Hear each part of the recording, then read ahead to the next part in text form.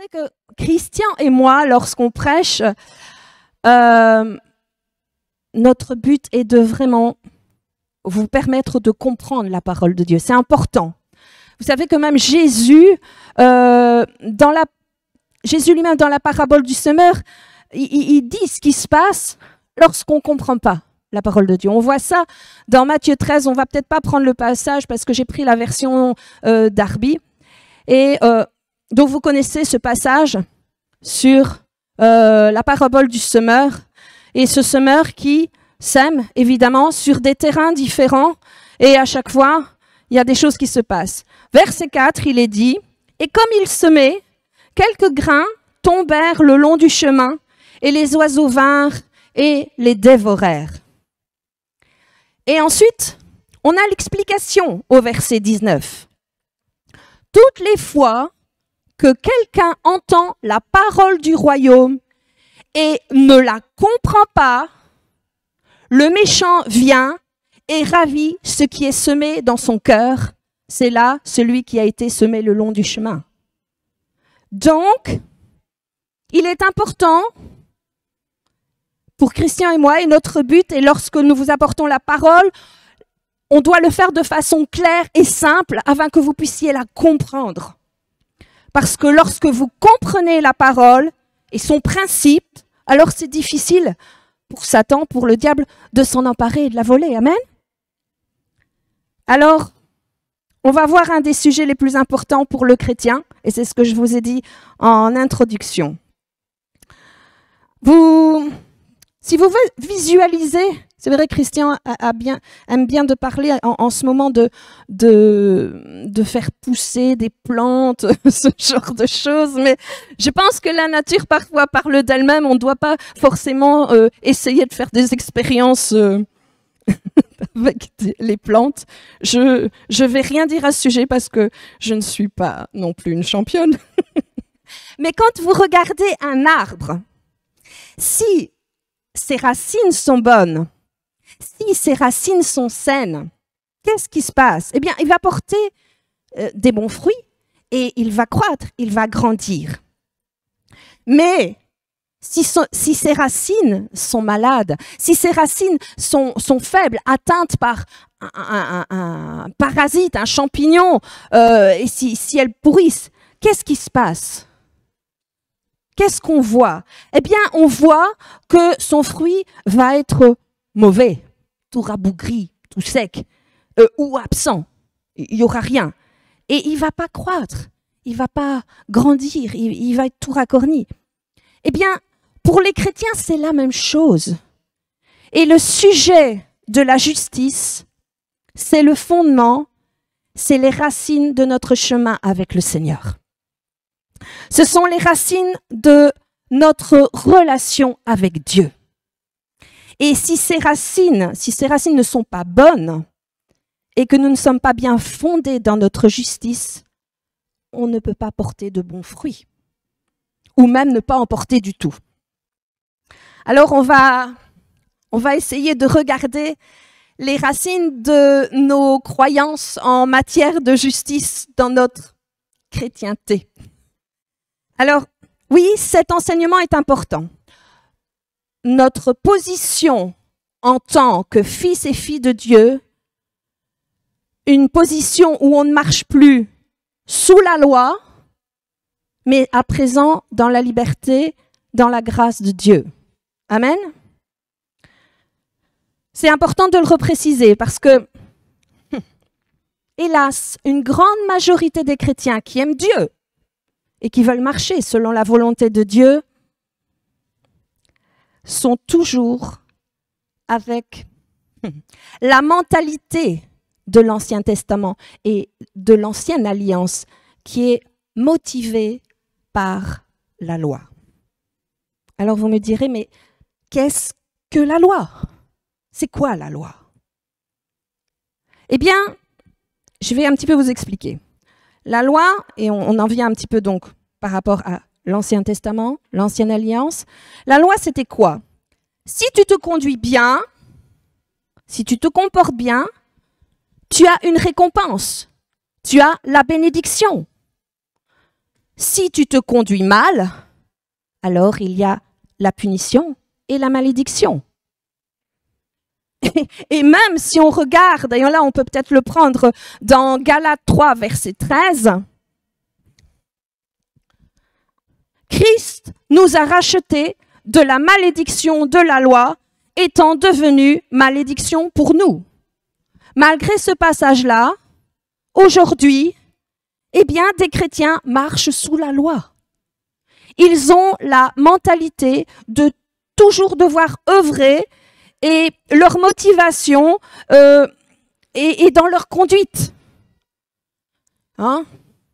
Je dois me conduire bien afin de recevoir les bénédictions. Je dois marcher droit afin que Dieu puisse me bénir. Et si je ne marche pas droit, et si j'agis pas bien, alors Dieu va me punir. Dieu va me condamner. Eh bien, ça, c'est la mentalité de la loi. Et malheureusement, encore aujourd'hui, la plupart des chrétiens dans le corps de Christ sont motivés par la loi au lieu d'être motivés par l'Esprit qui habite en eux. C'est pour ça que Jésus nous a dit, au travers d'une de ses paraboles, parce il y avait les pharisiens et les sadducéens qui l'accusaient de violer la loi, justement, et de ne pas faire les choses selon la loi. Faisait des réflexions au sujet des disciples. Tes disciples, ouais, ils mangent du blé dans les champs, ils se lavent pas les mains, ou ils jeûnent pas, ou ils prient pas comme les disciples de Jean le Baptiste. Et là, Jésus, il leur a dit, on ne peut pas mettre du vin nouveau dans de vieilles outres. Vous voyez ça dans Matthieu 9, verset 17 et dans Luc 5, verset 37. Parce que, qu'est-ce qui se passe si vous faites ça? Si vous mettez du vin nouveau dans des vieilles outres, vous allez perdre, vous allez détruire et le vin et les outres. On voit bien ici que, évidemment, c'est une symbolique pour nous illustrer que sous la nouvelle alliance, on ne peut pas être motivé et agir selon l'ancienne alliance. Nous devons séparer les deux. Et ce qui sépare la nouvelle alliance de l'ancienne alliance, c'est pas la page blanche qui est au milieu de votre Bible entre l'Ancien et le Nouveau Testament. Amen. Vous comprenez ce que je veux dire? Mais c'est la croix où Jésus-Christ nous a rachetés de la malédiction, nous a rachetés du péché et il nous a rachetés et libérés de la loi. Parce que la loi, quoi?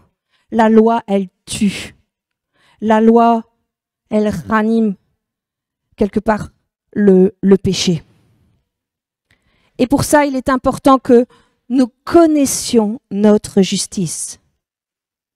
Parce que la plupart des chrétiens aujourd'hui sont toujours motivés par leur conduite, leurs œuvres et par la loi. Et ils essayent de s'approcher de Dieu, de connaître Dieu selon leurs émotions, selon leur conduite. Et ces chrétiens-là,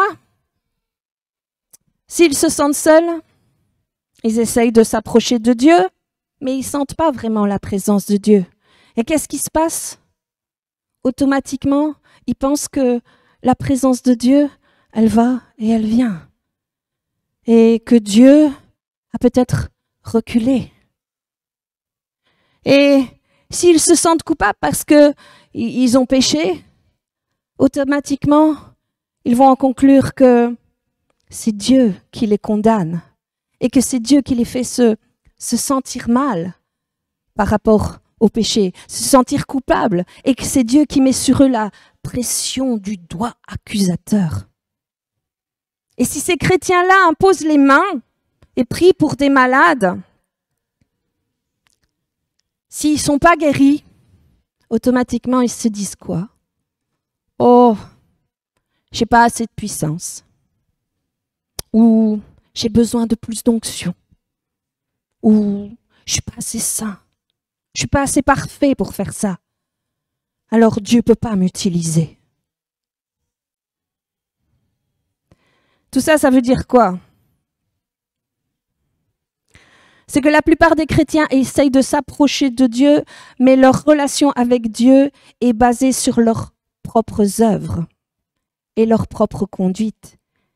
Et c'est pour ça que nous avons besoin de savoir et de comprendre qu'est-ce que c'est la justice et comment marcher dans la justice de Dieu. Si vous pensez que Dieu va agir envers vous selon votre conduite, alors votre chemin avec Dieu risque d'être des vraies montagnes russes. Hein. Vous risquez de vivre des hauts et des bas. Vous allez parfois être en haut de la montagne et vous allez vite dégringoler dans le creux de la vallée. Et ça, c'est un chrétien qui ne comprend pas la justice. Il ne comprend ni la justice, ni sa relation avec Dieu.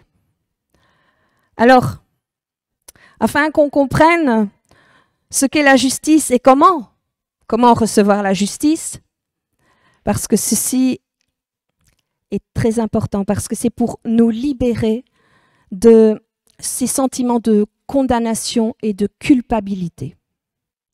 C'est pour nous libérer de ce complexe d'infériorité. On doit sortir de la mentalité du vermisseau. Vous avez déjà entendu parler de cette mentalité-là? La mentalité du vermisseau? Alors oui, c'est le pécheur, sauvé par grâce, mais le chrétien qui s'approche de Dieu en suppliant, en pleurnichant et en mendiant, en essayant de convaincre Dieu, en essayant même parfois de motiver Dieu, de le manipuler. Ouais. Je ne sais pas si vous voyez ce que je veux dire. Qui disent « Ah, Seigneur, si tu fais ça ou ça, je te donnerai le double de ma dîme. » Vous croyez qu'on peut manipuler Dieu? Mais ce qui est fou, c'est que de ce genre d'attitude, de ce genre de pensée, il y a des prédicateurs qui s'en saisissent et qui servent de cela. On voit ça parfois sur certaines vidéos, ils disent « Si vous me donnez autant d'argent, vous allez être guéri. » C'est grave, hein? Mais non. C'est pas ça. C'est pas ça. Alors, il faudrait essayer de manipuler Dieu afin qu'il relâche ses bénédictions? Non, non. On n'a pas besoin de motiver Dieu, on n'a pas besoin de mendier, de supplier Dieu, ni de le convaincre. Nous avons simplement besoin de savoir et de comprendre qui nous sommes en relation avec Dieu, comment Dieu agit envers nous et pour nous et en nous. Amen. Et enfin, de pouvoir être libéré et avoir une intimité avec le Seigneur, avec Dieu. Et la seule manière, c'est de comprendre notre justice, comprendre cette justice en Jésus-Christ. Je vais vous parler d'un homme qui s'appelle, je vais peut-être pas bien le prononcer, Esek William Kenyon. C'est quelqu'un de 1867 à 1948. C'était un pasteur, un prédicateur, et il a écrit un livre sur les deux justices, la justice de l'homme et la justice de Dieu. Et il a écrit ceci. Écoutez bien.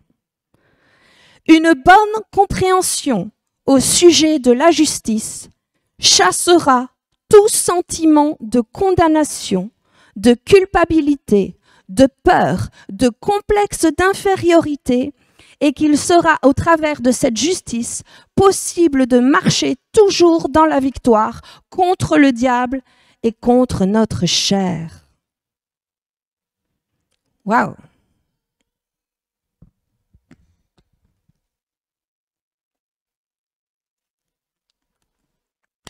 L'importance d'une bonne compréhension de la justice chasse tout sentiment de condamnation, de culpabilité, de peur et ce complexe d'infériorité. Et ça nous rend inébranlables et ça nous rend victorieux contre le diable et contre notre chair. La justice est tellement importante et c'est pour cela que Jésus est venu. La justice est tellement importante et c'est la raison pour laquelle Jésus est venu. Voyons ça dans 2 Corinthiens 5, verset 21.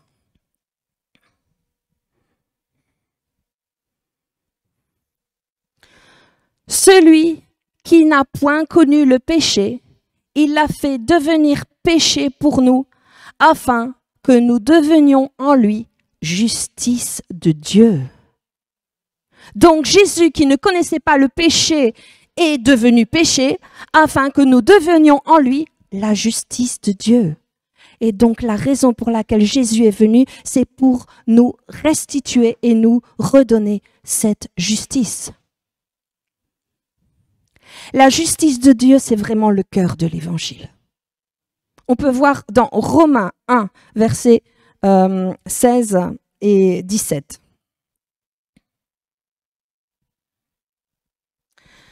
Car je n'ai point honte de l'Évangile de Christ.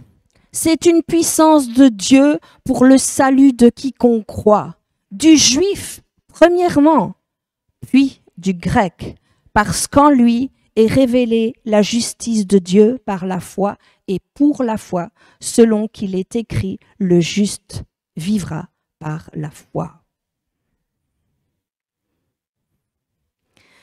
Si vous ne comprenez pas ou si vous n'avez jamais compris votre justice, alors vous n'avez jamais entendu le vrai évangile de Jésus-Christ.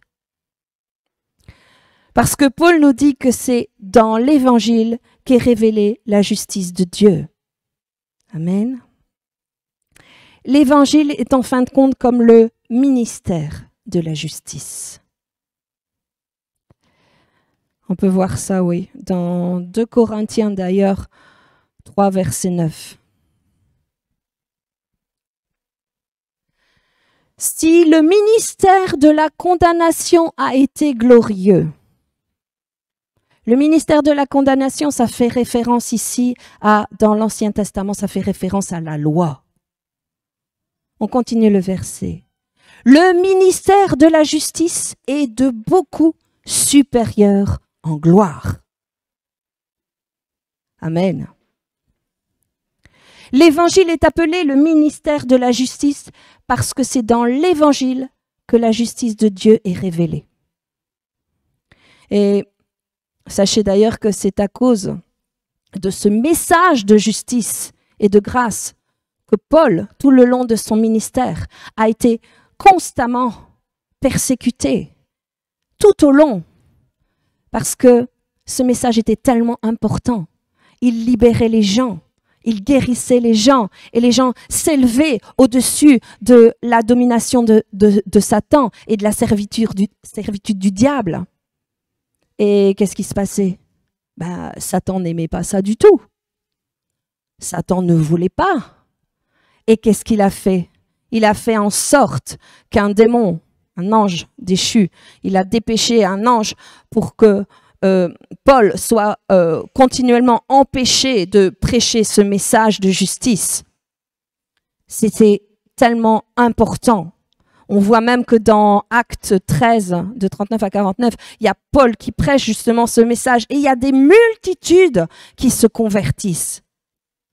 Parce que c'est un message tellement puissant. Une fois qu'on l'a saisi, une fois qu'on l'a compris. Alors on comprend évidemment l'importance et pourquoi Satan était contre. Satan savait que si les gens entendaient et comprenaient ce message de justice, ces gens seraient libérés et lui, qu'est-ce qui se passerait? Il perdrait du terrain. J'oserais dire que ce message est le fondement de la chrétienté. Alors, oui, le diable ne voulait pas et ne veut toujours pas que ce message soit révélé et soit propagé. Et pourtant, Paul, il savait tellement bien, Paul, que c'était de première importance qu'il était prêt à mourir, il était prêt à souffrir pour la diffusion de ce message. Et comme ce message est un fondement de notre chrétienté, non seulement on doit le connaître, mais on doit aussi le comprendre afin de pouvoir marcher et d'avoir une relation intime et proche avec Dieu. Amen. Alors, vous me direz, bon, Agathe, viens-en au fait, mais qu'est-ce que c'est la justice? Alors, La meilleure définition qu'on puisse trouver, c'est la justice, c'est une habileté, une capacité à se tenir droit devant Dieu sans complexe d'infériorité, sans honte, sans culpabilité, comme si le péché n'avait jamais existé. Être dans une position de droiture et de faveur devant Dieu, c'est être justifié et déclaré innocent. Wow! Je le répète. La justice, c'est une habileté, une capacité à se tenir droit devant Dieu, sans complexe d'infériorité, sans honte, sans culpabilité, comme si le péché n'avait jamais existé, être dans une position de droiture et de faveur devant Dieu. C'est être justifié et déclaré innocent.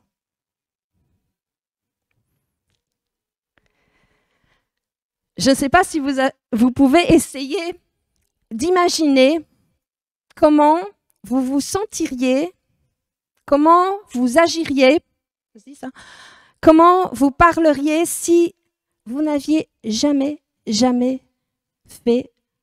commis un seul péché. Est-ce que vous pensez que ça changerait votre attitude envers Dieu, envers le diable et envers les autres? Moi, je vous dis pour sûr, oui. Si vous saviez tellement que vous n'avez jamais fait aucun péché, votre attitude et votre façon de penser seraient complètement différentes. Et c'est comme ça, la justice.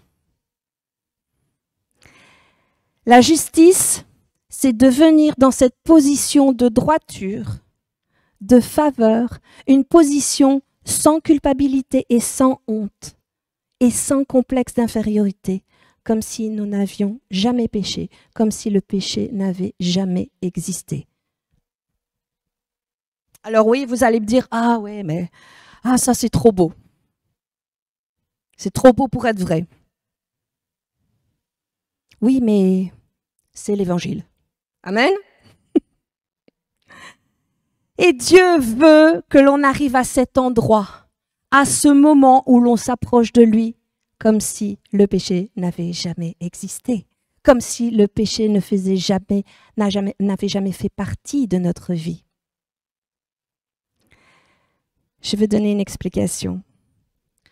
Quand on regarde et qu'on voit dès le début, quand Dieu a créé l'homme, quand Dieu a créé Adam, on voit qu'il a créé, on a l'image que quand il a créé l'homme, il était parfait.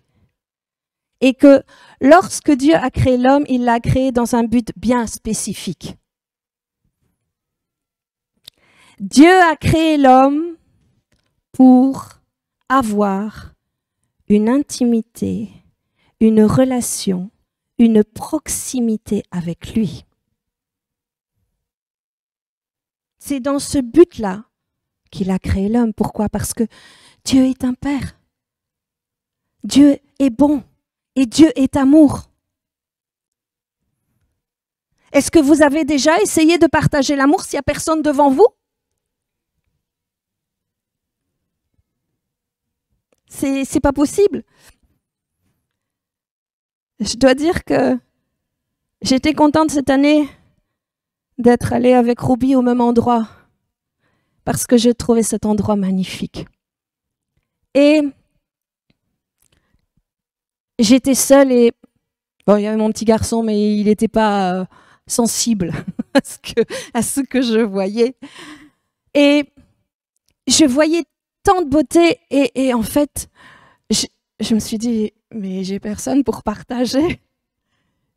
Et parfois, on est là devant des situations extraordinaires, des choses qui sont belles, et on est tout seul.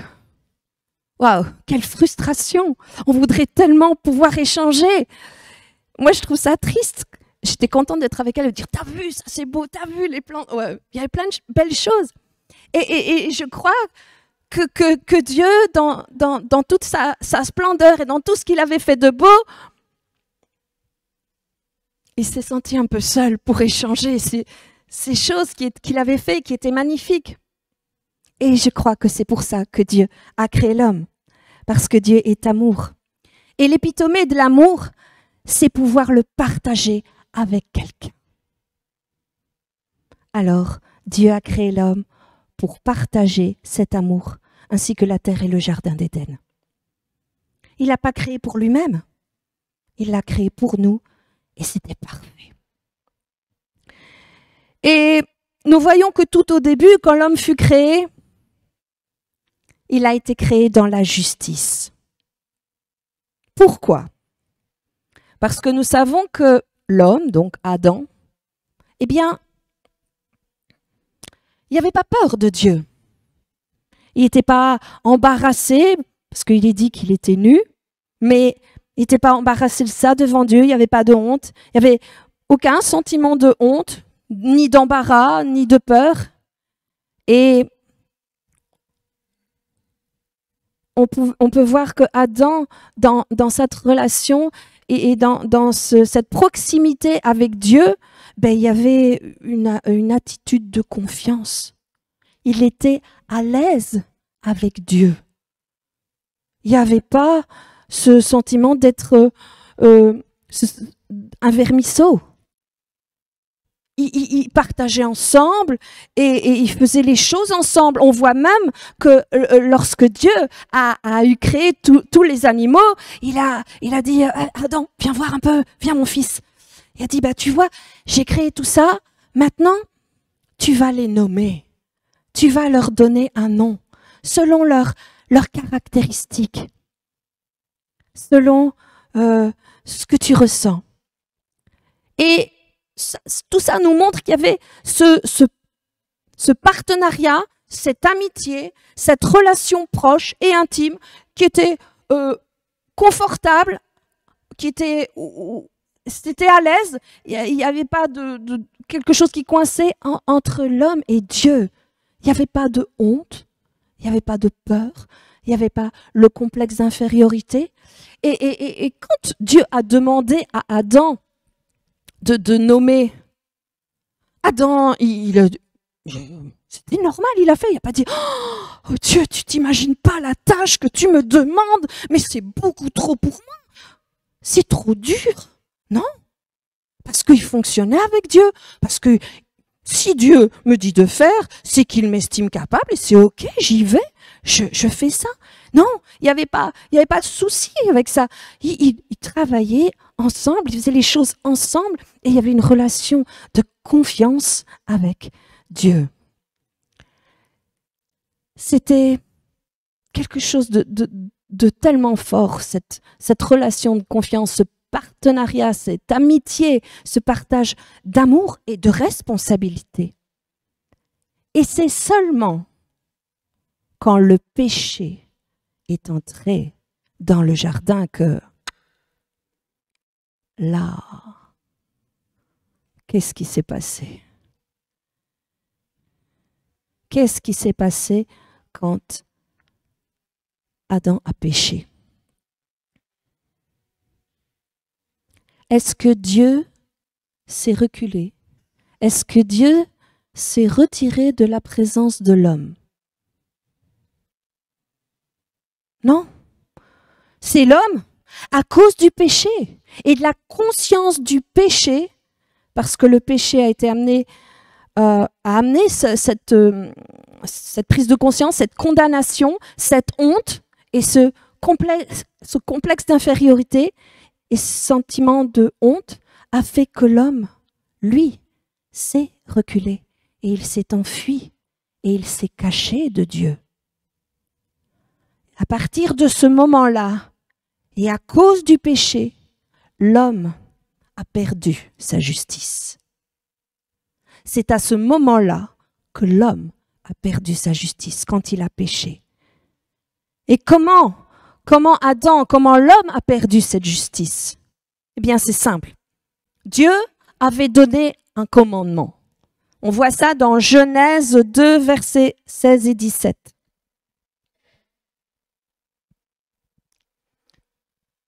l'Éternel Dieu donna cet ordre à l'homme.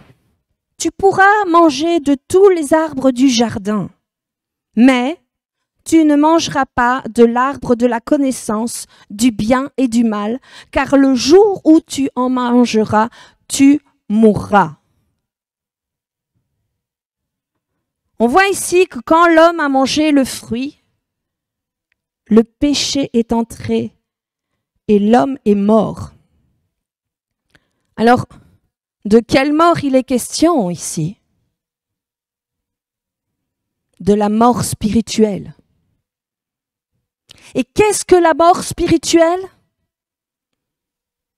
C'est la séparation de Dieu. Alors, la séparation de Dieu, ce n'est pas une séparation physique. Pourquoi? Parce que même si l'homme est devenu pécheur, même si l'homme est devenu mort spirituellement, Dieu était toujours dans la présence d'Adam. Et Dieu l'a même cherché. On voit même plus loin dans la Genèse. Pour exemple, lorsque Caïn a tué son frère Abel, Dieu est venu vers Caïn. Il est allé au-devant de Caïn. Il dit, Dieu sait toutes choses. Et pourtant, il savait qu'il était pécheur. Et Dieu lui a parlé. Il lui a demandé, où est ton frère Abel? Et Caïn répondit même, je ne sais pas. Suis-je le gardien de mon frère? Il avait pourtant du sang sur les mains. Et dans Genèse 4, verset 9, il est même dit que Caïn est parti de la présence de Dieu. Donc, ceci nous montre que même si l'homme est pécheur, Dieu recherche toujours sa présence. Donc, cette séparation de Dieu n'est pas une séparation physique. Et cette séparation n'est pas non plus un rejet, une exclusion, une répudiation de la part de Dieu, quelque chose plus lié aux émotions. Ah, burk. Non, maintenant, l'homme est sale, l'homme est pécheur. Je ne peux plus le regarder. Et Dieu se détourne. Ah non, maintenant tu es trop dégueulasse. Je ne veux plus te regarder. Je me détourne de toi et je ne veux plus te parler. Mais non, pas du tout. Pas du tout, c'est pas ce que Dieu a fait. Et pourtant, c'est ce genre d'image qu'on nous a donné de la séparation entre l'homme et Dieu. Maintenant que l'homme était condamné par le péché, Dieu ne voulait plus le regarder. C'est ça qu'on nous enseigne dans la religion. Je ne veux plus te parler, tu n'es plus saint, tu n'es pas saint, tu es pécheur, alors Dieu se recule. Ben non. On voit même, si on reprend le passage avec Adam, et lorsqu'il a eu péché, Dieu l'a cherché dans le jardin. On voit ça dans Genèse 3, verset 9. Adam, où es-tu? Et Dieu a continuellement recherché l'homme. On voit que même des hommes comme Enoch, Noé, Abraham, qui étaient des pécheurs, parce qu'ils avaient la nature du péché en eux. Une fois qu'il y en avait un qui avait péché, toute la lignée, on héritait du péché de toute façon. Eh bien, malgré cela, Dieu marchait avec eux. Ça n'arrête pas Dieu, ça ne l'arrêtait pas et ça ne l'empêchait pas de marcher avec l'homme et de vouloir une relation de proximité et d'intimité avec l'homme.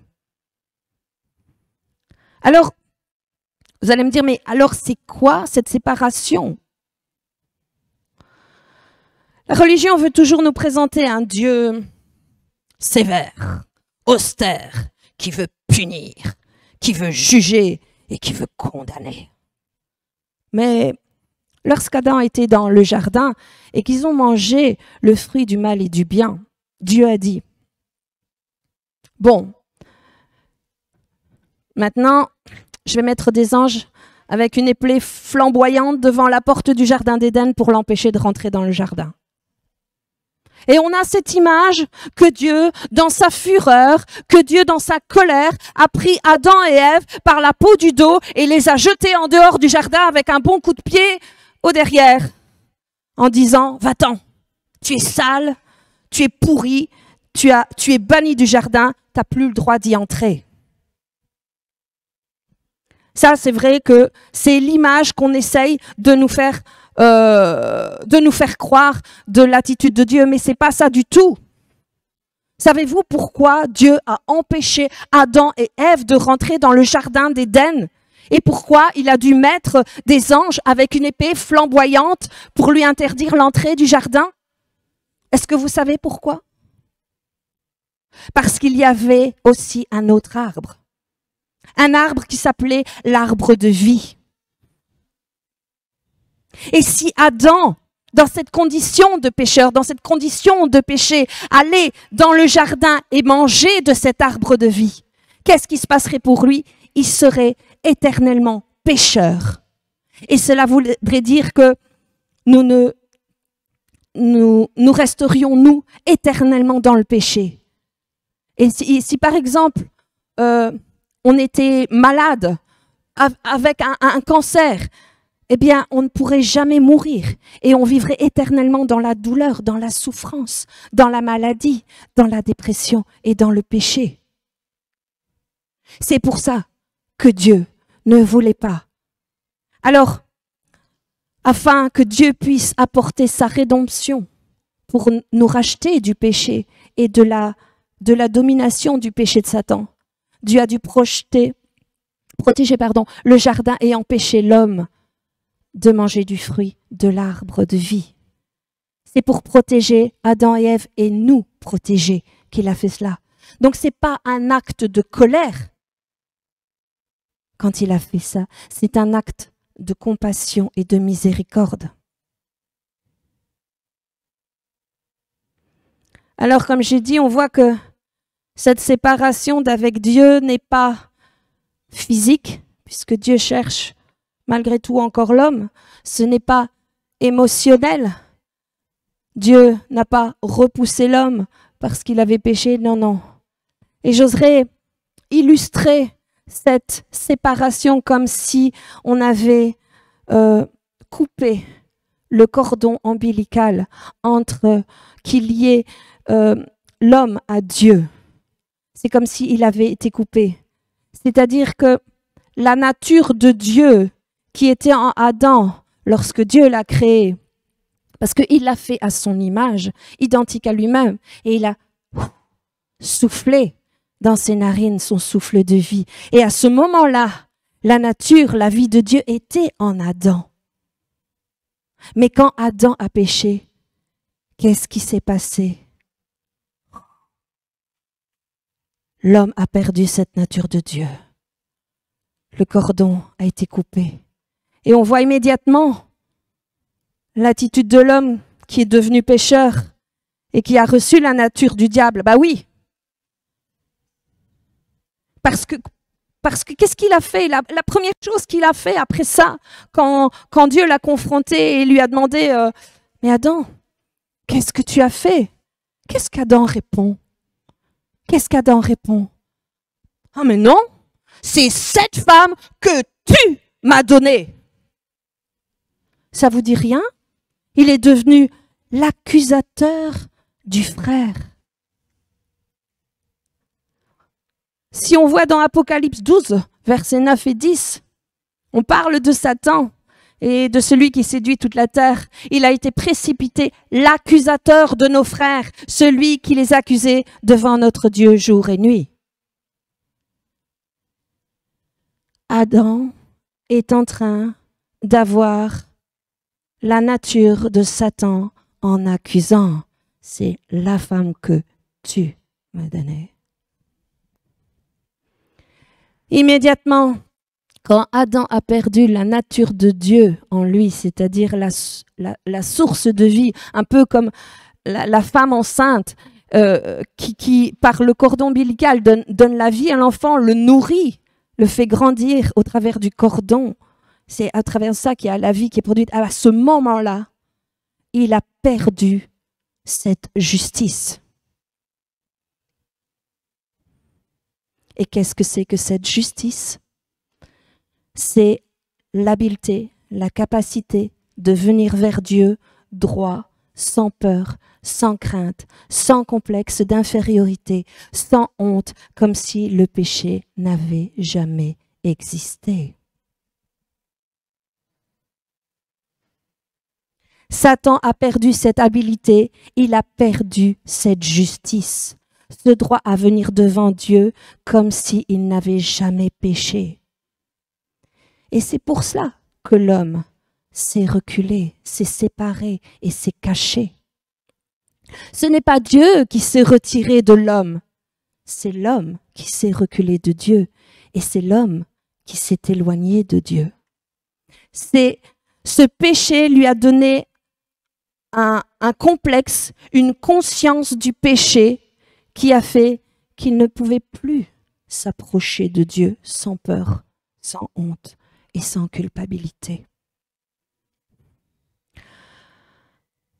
Alors, depuis le début, depuis le moment où Adam a perdu cette habilité, cette capacité, le but de Dieu a été de lui restituer. Et c'est pour ça que immédiatement Dieu parle. Dieu prophétise un plan de rédemption. Et dès le début, le but de Dieu est d'enlever le péché. Parce que c'était le péché qui avait fait que l'homme avait perdu sa justice, cette habilité à venir devant Dieu sans honte, sans peur, sans culpabilité, sans complexe d'infériorité. Il a fait cela parce que Dieu avait créé l'homme par amour, pour une intimité proche. Et comme l'homme ne peut pas avoir une intimité, une proximité avec Dieu, s'il ne peut pas s'approcher de Dieu sans peur, vous croyez que vous pouvez avoir une relation de proximité, d'intimité avec quelqu'un qui vous fait peur, avec quelqu'un qui vous fait toujours vous sentir inférieur? Non, c'est pas possible d'avoir une telle relation avec une personne comme ça. Et pour l'homme, il lui était impossible d'avoir une intimité et une relation avec Dieu s'il avait toujours ce sentiment de honte, ce sentiment de culpabilité, ce sentiment de peur envers Dieu. C'était impossible pour l'homme de s'approcher de Dieu et d'aller vers Dieu. Alors qu'est-ce que Dieu a dû faire?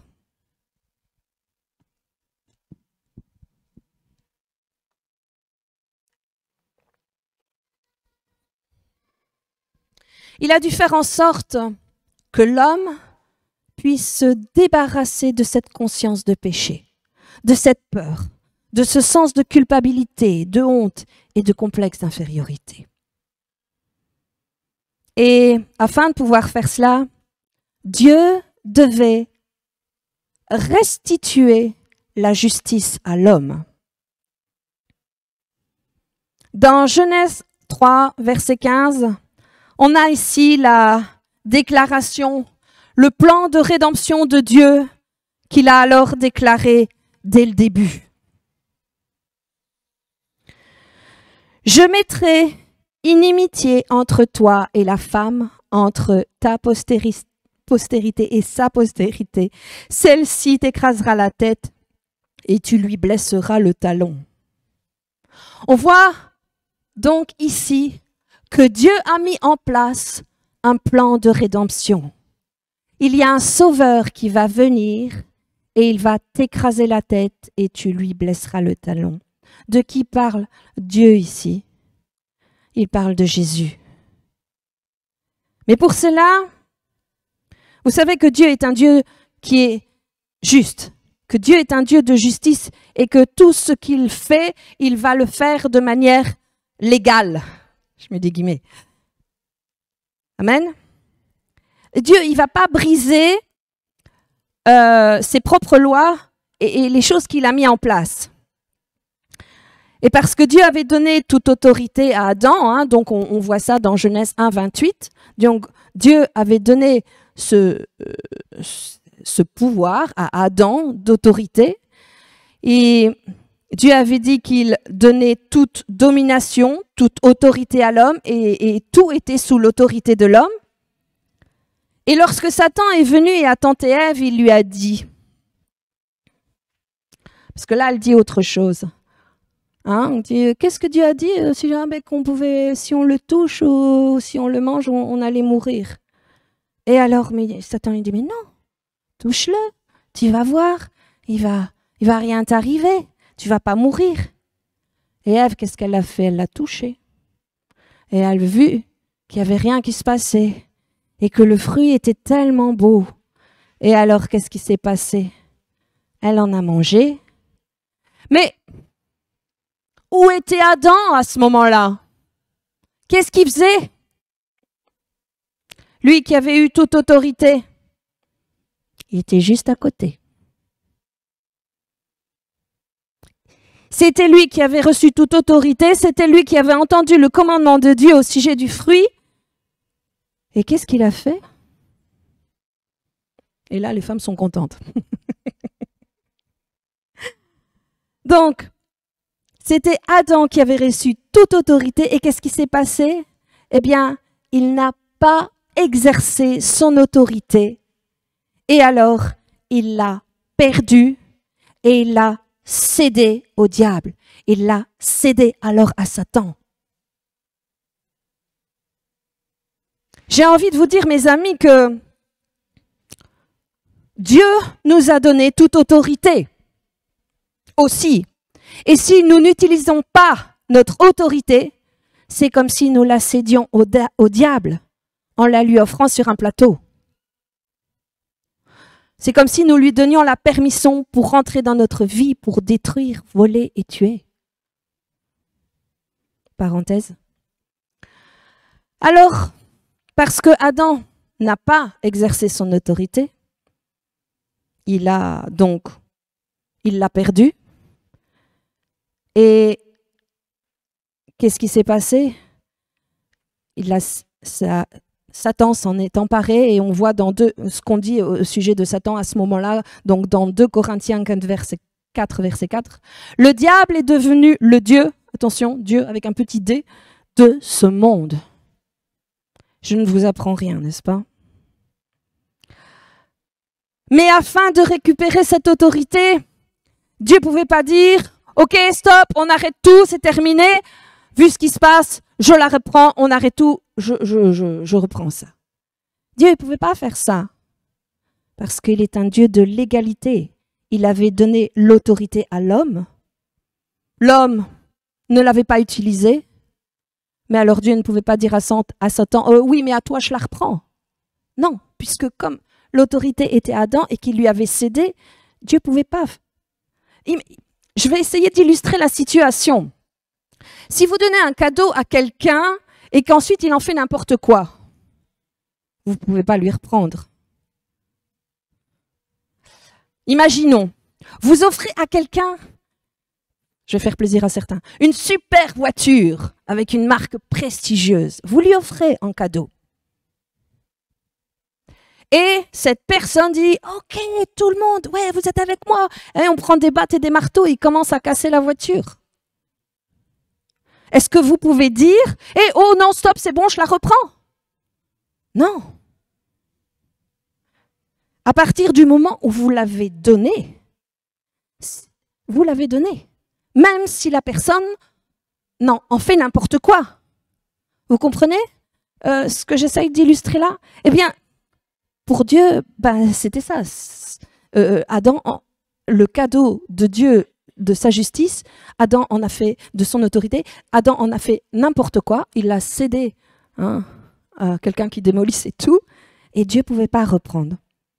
Donc, Dieu qui avait donné toute autorité à l'homme, et même si l'homme ne l'avait pas utilisée ni exercée, Dieu n'avait pas le droit de la reprendre en disant « Ok, je la reprends. Tu t'en es pas bien occupé, alors je la reprends. » Ben non, ça marche pas comme ça. Dieu a dû, parce que c'était l'homme qui avait perdu l'autorité. Alors, ça devait être l'homme qui devait la récupérer des mains du diable. Alors comment? Et quelle était la seule manière pour que l'homme puisse récupérer cette autorité? Il devait premièrement être un homme puisque c'était l'homme qui avait autorité sur la terre. Et là, j'oserais dire, ben oui, vous savez que même les cochons ont plus d'autorité que le diable. Ouais, c'est pour ça que le diable, il se cherche des vaisseaux, des personnes. Et ils vont même démoniser des animaux, des chiens. Et vous savez, si vous vous souvenez dans le passage où il y a ce démoniaque qui était rempli de démons, il a dit Légion, hein, il s'appelait Légion. Eh bien, qu'est-ce qui s'est passé? Les démons ont demandé pour aller dans les cochons, parce que le diable a besoin d'un corps pour exercer autorité sur la terre. Sans ça, il n'est rien. Alors, l'homme, celui qui allait venir pour reprendre autorité sur cette terre, devait être un homme et avoir un corps de chair et de sang. Mais cet homme, afin de ne pas être soumis à la puissance du diable et afin d'échapper à la puissance de Satan, pour pouvoir reprendre et récupérer cette autorité, cet homme devait être sans péché. Mais il n'y avait aucun homme sur la terre qui était sans péché. Et le seul qui était qualifié pour cette mission, c'était Jésus. Et il est venu, il est né du Saint-Esprit dans le ventre d'une vierge. Et quand on reprend le passage, mais là on va prendre la version Darby, dans Genèse 3,15, c'est le même passage, mais en version Darby. « Et je mettrai inimitié entre toi et la femme, et entre ta semence et sa semence. » La semence de la femme? La femme ne produit pas de semence. Hein. D'où vient la semence? De l'homme. Donc, la graine vient de l'homme. Mais l'homme est dans le péché. Donc, la semence ne pouvait pas venir de l'homme. Alors, la graine, elle est venue du Saint-Esprit dans le ventre d'une femme vierge, afin qu'elle puisse produire un homme qui n'était pas soumis à l'œuvre du péché, c'est-à-dire Jésus-Christ. Et c'est comme cela que Jésus est venu sur la terre pour reprendre cette autorité, pour combattre le diable et le soumettre et lui reprendre cette autorité qu'il avait volée à l'homme. On va prendre un passage, j'ai plein de choses à dire et je vais essayer d'abréger, mais dans Hébreux 10, versets 10 à 18.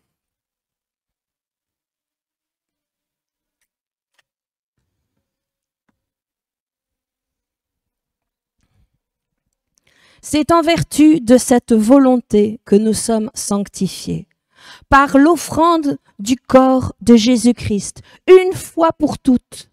Et tandis que tout sacrificateur fait chaque jour le service et offre souvent les mêmes sacrifices qui ne peuvent jamais ôter le péché, lui, après avoir offert un seul sacrifice pour les péchés, s'est assis pour toujours à la droite de Dieu, attendant désormais que ses ennemis soient devenus son marchepied.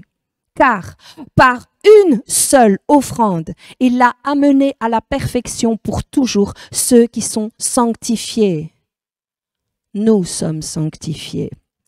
C'est ce que le Saint-Esprit nous atteste aussi. Car après avoir dit « Voici l'alliance que je ferai avec eux, après ces jours-là, dit le Seigneur, je mettrai mes lois dans leur cœur et je les écrirai dans leur esprit. » Il ajoute « Et je ne me souviendrai plus de leurs péchés ni de leur iniquité. Or, là où il y a pardon des péchés, il n'y a plus d'offrande pour les péchés, pour le péché. » Mes amis, Jésus a une fois pour toutes et éternellement, non seulement il n'a pas couvert nos péchés, il les a effacés définitivement, de sorte que Dieu ne se souvienne plus jamais de nos péchés. Ceci pour vos péchés du passé, pour vos péchés présents, mais pour les futurs. Et parce que Jésus est assis à la droite du Père, et Jésus ne doit pas se relever à chaque fois pour intervenir en notre faveur, pour les fois où on pêche, pour faire un nouveau sacrifice à chaque fois. Non, il a fait une seule fois et une fois pour toutes, et éternellement, il a effacé notre péché pour toujours. Et non seulement il l'a effacé, mais il l'a également effacé de sa mémoire afin que Dieu ne se souvienne pas de nos péchés. Parce que le péché, c'est ce qui a fait que dans le jardin d'Éden, Adam a perdu sa justice. Et il avait perdu cette habileté de s'approcher du Père sans honte, sans culpabilité et sans complexe d'infériorité. Et parce qu'il avait perdu cette habileté, il ne pouvait pas avoir une intimité avec Dieu. Alors Dieu a dit, afin que l'homme puisse se rapprocher vers moi, afin que l'homme puisse avoir une relation de proche intimité avec moi, alors je vais me débarrasser du péché une seule fois et pour toujours et éternellement. Et que je puisse enlever cette conscience du péché afin de permettre à l'homme de venir dans ma proximité et de venir vers moi comme si le péché n'avait jamais existé. Dieu voulait tellement, depuis le début des temps, avoir une intimité et une proche relation avec l'homme. Et la seule manière pour l'homme de venir et de pouvoir s'approcher de moi, de pouvoir me faire confiance et de m'aimer, c'est je devais le débarrasser de ce complexe d'infériorité, de cette honte, de cette peur qui l'éloignait de moi. Amen. Alors, je sais que ce message soulève certainement beaucoup de questions. Et j'oserais dire qu'il n'est pas fini, mais je n'ai pas tout le temps. Et je pense que ça prendrait plusieurs sessions pour que ce soit quelque chose d'équilibré. Mais c'est quelque chose d'important que nous devons retrouver. La justice de Dieu. C'est quelque chose que nous devons recomprendre. Parce que nous ne sommes plus sous la loi. Nous sommes dans la nouvelle alliance. Et c'est ça que Jésus a accompli. Amen. Voilà. Je vais arrêter là et je crois que je continuerai la prochaine fois si Dieu le permet. Amen.